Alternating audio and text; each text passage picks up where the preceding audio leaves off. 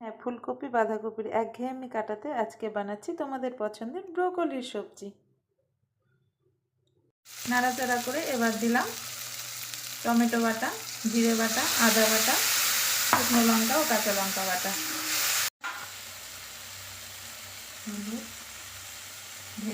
আগে থেকে ভেজে রাখা ব্রোকলি, আলু।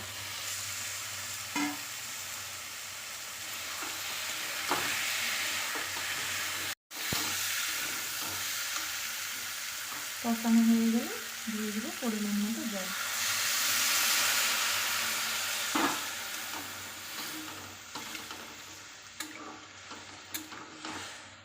এবারে দিয়ে দিলাম সামান্য হিং, গরম মশলা গুঁড়ো, ধনেপাতা কুচি। কমপ্লিট আমার ব্রোকলির সবজি। গরম গরম ভাত বা রুটির সাথে পরিবেশন করুন নিরামিষ ব্রোকলির সবজি।